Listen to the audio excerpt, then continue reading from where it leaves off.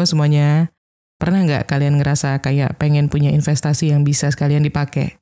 Kayak ya udah beli gelang emas aja, cantik iya, cuan juga dapat.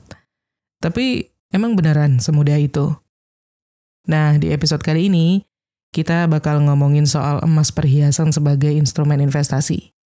Banyak banget yang tertarik karena bentuknya menarik, gampang dicairkan, dan bisa jadi solusi keuangan yang kelihatannya fleksibel banget. Tapi jangan cuma lihat bling-blingnya doang, karena di balik kilaunya ataupun harganya, ada juga hal-hal yang harus kita pahami sebelum buru-buru beli. Apa aja sih yang harus dipertimbangkan dan dilakukan ketika mau membeli emas perhiasan untuk investasi? Dan apa kelebihan maupun kekurangannya? Kita bahas semuanya supaya emas perhiasan yang kalian beli nggak sekedar gaya, tapi juga bisa jadi aset yang masuk akal dan sesuai dengan tujuan finansial kalian. Oke, kita mulai dari tips yang pertama. Kalau kalian mau beli perhiasan emas untuk investasi, pastikan kondisi fisik emasnya benar-benar oke. Kadang kita nemu perhiasan yang sekilas kelihatan berkilap, cantik, bling-bling banget gitu ya. Apalagi kalau udah dikasih lighting di toko. Waduh, menggoda banget. Tapi jangan langsung kalap guys. Coba periksa dulu lebih detail. Apakah ada retakan kecil, ada penyok-penyok halus, atau perubahan warna yang mencurigakan gitu? Karena kondisi fisik ini nantinya bakal ngaruh juga ke harga jual balik. Bayangin aja, kalian beli kalung emas buat disimpan, niatnya investasi. Tapi karena kalian nggak sadar ada bagian yang udah cacat sejak awal, pas dijual lagi, harganya jadi dipotong lebih banyak. Sayang banget kan? Dan satu lagi, jangan cuma tertarik sama kilau permukaannya. Pastikan juga itu benar-benar emas asli. Bukan campuran yang kadarnya rendah, apalagi sampai imitasi. Kalau bisa tuh, belinya dari tempat yang mau kasih sertifikat ataupun bukti otentik. Itu akan sangat membantu menjaga nilai investasinya. Lanjut ke tips yang kedua, pilih emas dengan kadar tinggi, minimal 18 karat. Jadi gini, dalam dunia emas, kadar itu penting banget ya. Semakin tinggi karatnya, artinya kadar emas murninya tuh semakin besar. Nah, kalau buat investasi, logikanya kan kita pengen nyimpen sesuatu yang nilainya tinggi. Maka dari itu, emas 18K ke atas itu udah jadi standar yang cukup oke. Kalau bisa, 22K malah lebih bagus lagi. Banyak orang kadang salah kaprah. Mereka beli gelang atau anting yang lucu-lucu gitu, tapi ternyata itu cuman gold plated alias emas lapis. Nah, emas lapis ini sebenarnya hampir nggak ada nilainya kalau kita bicara investasi. Kenapa? Karena yang mahal itu emasnya kan, bukan lapisannya. Dan lapisan emas itu lama-lama bisa luntur, bisa berubah warna. Dan waktu dijual, ya nyaris nggak ada harganya. Jadi, kalau kalian niatnya untuk investasi, coba ambil langkah yang realistis. Nggak apa-apa bayar lebih mahal di awal, asal nilainya benar-benar bisa kalian pegang jangka panjang. Next, kita ke tips yang ketiga, cek dan uji kemurnian emasnya. Kalau kalian beli dari toko yang udah terkenal dan terpercaya, biasanya sih mereka udah punya sistem ya untuk menunjukkan kadar emas dan kasih sertifikat. Tapi kalau kalian beli di toko yang baru pertama kali kalian datengin, atau mungkin di pasar tradisional yang nggak terlalu terstruktur, kalian harus lebih hati-hati. Sekarang ini udah ada banyak alat untuk menguji kadar emas, mulai dari acid test, alat elektronik, sampai X-ray fluorescence atau XRF ya. Nggak harus punya semua alat itu, tapi seenggaknya kalian tahu alat-alat itu ada dan kalian bisa minta bantu dites langsung di tokonya. Dan kalau mereka nawarin sertifikat keaslian, ambil, simpan itu baik-baik. Nanti itu bisa jadi bukti yang penting di saat kalian mau jual emasnya lagi. Ibarat beli motor, jangan cuma lihat bodinya aja, tapi cek juga surat-suratnya. Sama halnya dengan emas. Kilau di tampilan itu satu hal, tapi bukti kadar dan keasliannya itu yang jadi pegangan. Next, tips yang keempat, utamakan berat emasnya, bukan modelnya. Banyak orang yang beli perhiasan emas itu karena suka modelnya. Entah karena kelihatan elegan, unik, atau lagi tren gitu kan. Tapi kalau tujuannya untuk investasi, mindsetnya itu harus agak digeser. Yang kita cari itu bukan cuma emas yang lucu atau yang cantik, yang estetik, tapi emas yang bernilai. Kenapa berat itu penting? Karena harga emas ditentukan dari berat dan kadar emasnya, bukan dari berapa rumit atau artsy desainnya. Justru makin rumit desainnya, biasanya malah makin mahal di ongkos pembuatannya kan? Nah, ongkos itu belum tentu balik ke kalian nanti pas dijual lagi. Yang dihitung itu biasanya cuma berat dan kadar emasnya aja. Coba deh bayangin kalian beli cincin yang super fancy secara desain, bentuknya kayak bunga dengan banyak ornamen gitu. Harganya mahal? Ya, jelas. Tapi waktu kalian jual, nanti harganya bisa jadi anjlok karena sebagian besar dari harga awal itu adalah ongkos kerja, bukan emasnya. Makanya kalau kalian pengen emas yang masih bisa dipakai dan punya nilai simpanan, pilih desain yang simple-simple aja dan timeless. Nggak mesti polos banget, tapi minimal yang nggak terlalu terpengaruh sama tren musiman. Jangan sampai modelnya keren buat hari ini, buat tahun ini, tapi 3 tahun, 5 tahun dari sekarang udah dianggap jadul. Padahal kalian belum sempat jual. Lanjut, tips yang kelima. Beli di toko emas yang terpercaya. Nah, ini tuh udah kayak basic rule ya, tapi masih banyak yang kadang ngelupain. Kadang kita terlalu fokus ke harga yang murah, terus diskon yang gede, atau bonus-bonus yang manis, tapi nggak ngecek reputasi tokonya. Padahal untuk investasi, asal tempat beli itu berpengaruh banget ke keamanan dan kejelasan nilai emas kita. Toko yang udah punya nama, itu biasanya akan ngasih kita nota pembelian yang lengkap. Ada berat emasnya, ada kadar karatnya, harga per gramnya, dan total keseluruhan. Ini penting banget, karena nota itu bisa jadi bukti nanti di saat kita mau jual lagi. Apalagi kalau mau jual ke toko yang sama gitu ya. Dan selain itu juga, toko yang profesional itu juga punya sistem buyback. Jadi kalau suatu hari kalian butuh cairin emasnya, mereka mau terima lagi dengan harga pasar yang wajar. Walaupun tetap ada potongan, setidaknya prosesnya tuh jelas dan fair. Toko yang nggak punya sistem ini kadang bikin repot. Bisa aja kalian beli mahal, tapi waktu dijual balik, mereka cuma nawar murah banget, atau bahkan nggak mau terima emasnya. Nah, kalau udah kayak gitu, investasinya jadi kayak sia-sia kan? Next, tips yang ke-6, bandingkan harga di beberapa tempat dulu. Ini juga ya hal sederhana, tapi sering disepelekan karena kita kadang terlalu impulsif. Udah naksir modelnya langsung beli. Padahal bisa jadi harga per gramnya di tempat lain lebih murah, atau ongkos buatnya lebih ringan, atau sistem buyback-nya nanti lebih masuk akal. Sama kayak kita cari barang elektronik atau baju branded. Kita pasti bandingin harga dulu kan? Nah, emas juga begitu. Bahkan lebih penting karena ini barang investasi, bukan barang konsumsi biasa.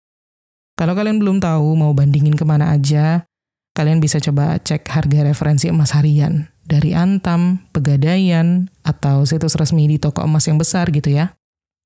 Itu bisa kasih kalian gambaran kira-kira harga pasarnya tuh lagi di berapa sih.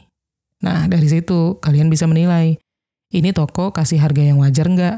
Ongkos pembuatannya masuk akal nggak? Dengan cara ini, kalian bisa mendapatkan nilai emas terbaik dengan harga yang efisien. Dan sebagai bonus, kalian juga bakal ngerasa lebih tenang karena tahu kalian gak beli secara asal-asalan. Lanjut lagi, tips yang ke-7, tanya soal kebijakan buyback. Ini hal yang kelihatannya teknis tapi penting banget. Karena pada akhirnya, yang namanya investasi itu kan nanti ujung-ujungnya dijual juga, ya nggak? Nah, di saat kalian beli emas perhiasan, kalian harus tahu juga gimana nanti kalau mau kalian jual balik. Nggak semua toko emas itu punya sistem buyback. Dan kalaupun punya, nggak semua punya kebijakan yang transparan. Kayak misalnya, ada yang potong harga 10%, ada yang bisa sampai 20%, tergantung kondisi fisik emas kalian. Bahkan ada juga yang cuma mau terima emas yang dibeli dari toko mereka aja. Makanya, tanyain dari awal. Jangan cuma tanya soal harga, tapi juga tanya, kalau saya jual balik ke sini, potongannya berapa persen ya?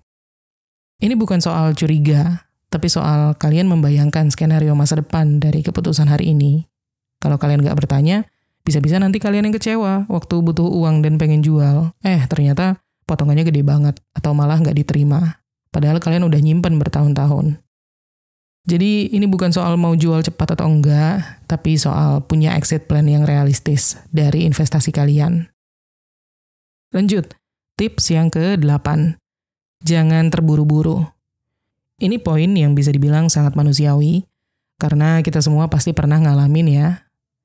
Udah lihat cincin emas yang cantik banget, harganya kayaknya oke, terus tiba-tiba ada yang bilang, ini terakhir, stoknya tinggal 1. Wah, langsung FOMO. Tapi stop dulu, ingat bahwa emas itu bukan barang murah, dan bukan juga fast fashion. Kalau tujuan kalian adalah investasi, maka keputusan belinya juga harus rasional, bukan emosional. Ambil waktu untuk riset, bandingkan harga, cek reputasi toko, lihat tren harga emas harian. Jangan biarkan momen belanja jadi momen yang kalian sesali. Karena kalau kalian terburu-buru, bisa aja kalian terjebak di beli emas yang terlalu mahal atau kualitasnya nggak sesuai dengan ekspektasi. Kadang yang bikin rugi dalam investasi itu bukan pasar yang turun, tapi keputusan kita yang terburu-buru. Jadi, kasih waktu untuk diri sendiri buat berpikir, kalau hari ini kalian nggak jadi beli, besok masih ada emas. Tapi, kalau kalian salah beli hari ini, bisa jadi nyesalnya bertahun-tahun. Next, tips yang ke-9, simpan dengan aman. Nah, ini juga ya bagian yang sering dianggap sepele. Setelah kalian beli itu perhiasan emas, lalu apa? Dipakai terus tiap hari? Atau ditinggal di kamar asal-asalan? Atau disimpan di dalam pouch kecil dan diselipkan di laci?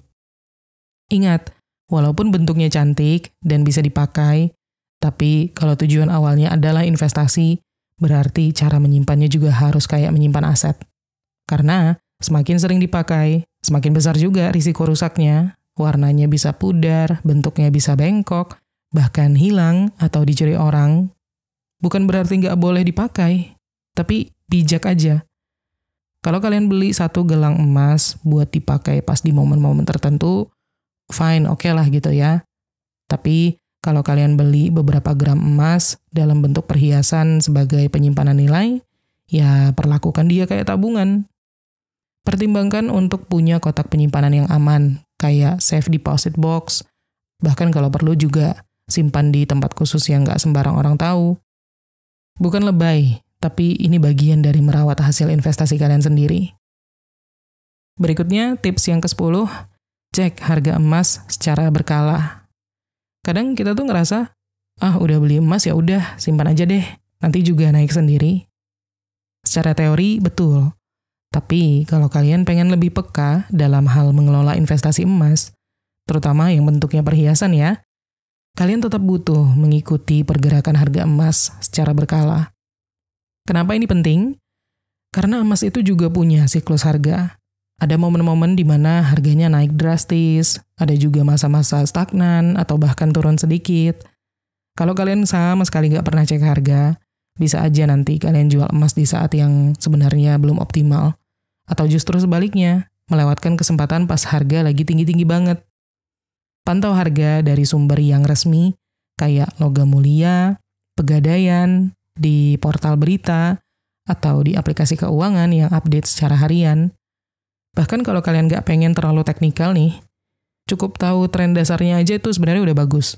Kayak misalnya, kalau kalian tahu harga naik terus dalam 3 bulan terakhir, kalian bisa berpikir kayak, ini saatnya jual sebagian atau justru tambah koleksi. Dengan kebiasaan cek-cek harga ini, kalian nanti bakal jadi lebih engage sama investasi kalian sendiri. Dan itu bikin kalian nggak cuma jadi pemilik emas aja, tapi juga jadi pengelola aset yang bijak. Karena ini bukan soal jual-beli trading harian, tapi soal mengerti momentum. Dan tips yang ke-11, jadikan perhiasan emas sebagai bagian dari diversifikasi, bukan satu-satunya. Nah, ini penting banget buat kalian-kalian yang baru mulai investasi dan merasa emas itu paling aman. Gak salah sama sekali. Memang emas itu cenderung stabil, gampang dicairkan, dan diakui nilainya hampir di mana-mana. Tapi kalau kalian menaruh semua uang kalian itu di perhiasan emas, itu agak riskan. Karena ya, gimana pun, emas perhiasan itu punya keterbatasan. Nanti kita bakal bahas lebih lengkap apa aja keterbatasan itu. Intinya, kalau seluruh tabungan kalian ditaruh di situ, Bisa jadi kalian kurang fleksibel kalau ada kebutuhan mendesak atau peluang investasi lain yang muncul. Makanya, mindset yang lebih sehat adalah jadikan perhiasan emas sebagai salah satu dari sekian instrumen investasi yang kalian miliki. Gabungkan juga dengan logam mulia batangan kalau kalian mau fokus ke emas murni gitu ya. Atau sisihkan sebagian uang untuk beli reksadana, atau deposito, atau bahkan saham kalau kalian udah siap belajar lebih jauh lagi. Diversifikasi itu bukan soal mencari mana yang paling cuan, tapi soal mengurangi risiko dan menambah pilihan. Jadi kalau suatu saat satu aset kalian stagnan atau bahkan nilainya turun, yang lain masih bisa gerak gitu. Dan kalian pun tetap bisa ngerasa aman tanpa harus buru-buru menjual emas di saat harganya belum ideal. Oke, itu tadi beberapa tipsnya. Sekarang kita bahas kelebihan atau keuntungan dari investasi perhiasan emas.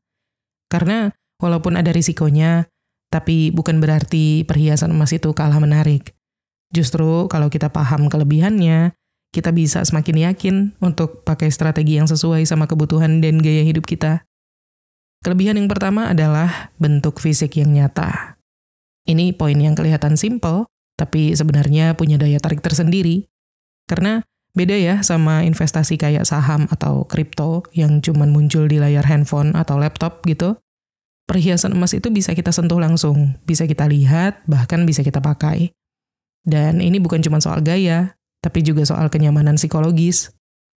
Ada sebagian orang yang ngerasa lebih tenang ketika punya aset yang bisa dipegang langsung. Apalagi kalau kalian tipe orang yang suka barang yang multifungsi, bisa dipakai sambil tetap punya nilai simpanan gitu kan. Tapi, kalau tujuan utamanya tetap investasi, berarti harus dijaga juga penggunaannya. Silahkan boleh dipakai di momen tertentu, tapi jangan setiap hari diseret-seret kemana-mana. Karena semakin sering dipakai kan, makin besar juga potensi lecet atau rusaknya. Jadi, kalian tetap bisa menikmati nilai estetikanya tanpa mengabaikan fungsinya sebagai aset. Terus, kelebihan yang kedua, mudah dicairkan. Nah, ini nih salah satu alasan kenapa banyak dari kita yang suka emas ya. Likuiditasnya itu tinggi. Jadi kalau kita butuh uang mendadak, emas itu relatif gampang untuk dijual. Bisa ke toko emas, ke pegadaian, bahkan kadang ke pasar tradisional pun ada yang mau terima gitu kan.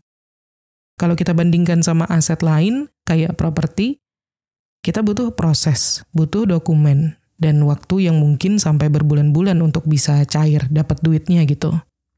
Belum lagi biaya jualnya. Sementara kalau emas, asal kita tahu kadar dan beratnya, tinggal jalan aja ke toko, dan kita udah bisa dapat uang tunai dalam hitungan menit.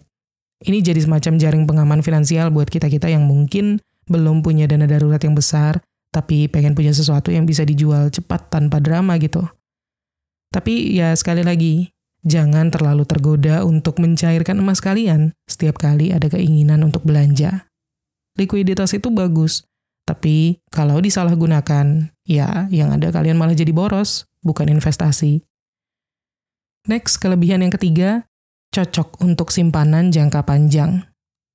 Salah satu keunggulan emas dibanding beberapa aset lain adalah konsistensinya dalam menjaga nilai. Kalau dalam jangka pendek, harga emas itu bisa naik turun dan itu wajar. Tapi kalau kita lihat 5-10 tahun ke belakang, tren jangka panjang itu sebenarnya cenderung naik, apalagi kalau dibandingkan dengan inflasi. Dan ini cocok banget buat kalian yang punya tujuan finansial jangka panjang. Misalnya kayak nabung buat modal nikah, atau pendidikan anak nanti, atau mungkin tabungan pensiun. Perhiasan emas juga bisa jadi bentuk tabungan fisik yang gak gampang kebobolan. Asal kalian gak jual beli setiap saat gitu ya. Emas itu mengajarkan kita satu hal penting dalam hidup dan finansial. Bahwa sabar itu ada hasilnya. Dan kelebihan yang keempat, gak butuh akun atau teknologi. Ini cocok buat kalian yang pengen investasi tapi belum terlalu nyaman dengan dunia digital, aplikasi, atau platform yang online. Karena beda ya dari saham, dari kripto, dari reksadana, yang digital, yang butuh registrasi, verifikasi, bahkan install aplikasi. Emas itu sederhana, simple banget. Kita bisa langsung beli, langsung pegang, nggak perlu koneksi internet buat ngelola asetnya. Bahkan buat orang tua atau generasi yang belum terlalu akrab sama teknologi, emas tetap jadi pilihan yang aman dan bisa dipahami. Dan jujur aja, ini bikin tenang juga gitu kan. Nggak ada risiko lupa password akun, nggak khawatir aplikasi error, dan nggak perlu takut kalau sinyal internet hilang. Tapi buat kalian yang digital savvy, investasi emas perhiasan ini juga bisa jadi pelengkap. Diversifikasilah gaya lama dan gaya baru. Kalian tetap bisa punya emas fisik, sambil juga mencoba belajar instrumen modern lain. Karena yang penting itu kita mengerti cara kerja masing-masing aset dan tahu kenapa kita memilih investasi itu. Oke, kelebihannya sudah. Sekarang kita coba bahas sisi lain dari koin. Karena dalam dunia investasi itu nggak ada sama sekali yang bisa 100% tanpa risiko. Begitu juga dengan investasi perhiasan emas, yang walaupun punya banyak kelebihan, tetap masih ada kekurangan yang perlu kita pahami, biar nggak kaget ataupun kecewa di kemudian hari. Nah, kekurangan yang pertama adalah ongkos pembuatan tidak masuk ke nilai investasinya. Ini salah satu fakta penting yang kadang bikin kita mikir kayak, loh kok pas dijual lagi harganya nggak balik modal ya? Jawabannya tuh ada di sini. Ongkos desain atau ongkos kerja bikin perhiasan itu nggak dihitung sebagai nilai emas. Contohnya gini deh, kalian beli gelang emas 5 gram seharga 5 juta rupiah. Tapi dari total itu bisa jadi 700.000 sampai 1 juta adalah biaya pembuatannya. Karena desainnya rumit, atau ada ukiran khusus, atau tokonya memang punya harga jasa yang tinggi. Nah, di saat kalian jual balik, yang dihitung itu cuman berat dan kadar emasnya, bukan keindahan desainnya. Ini bukan berarti kalian nggak boleh beli perhiasan yang cantik ya. Tapi, kalau kalian niat utamanya buat investasi, lebih baik pilih yang modelnya simple dan ongkos pembuatannya minim. Jadi, kalian itu nggak terlalu rugi desain saat butuh dijual lagi. Kalau kalian paham dan sadar hal ini dari awal, kalian bisa lebih realistis deh nanti dalam membeli dan nggak mudah juga kecewa di saat menjual. Berikutnya, kekurangan yang kedua, risiko kehilangan atau rusak. Nah, karena bentuknya ini memang bisa dipakai, otomatis risikonya juga lebih tinggi dibanding logam mulia batangan yang cuma disimpan. Perhiasan emas itu bisa lecet, bisa patah, bisa copot batunya, atau yang paling parah, hilang karena lupa taruh mana atau bahkan dicuri ya.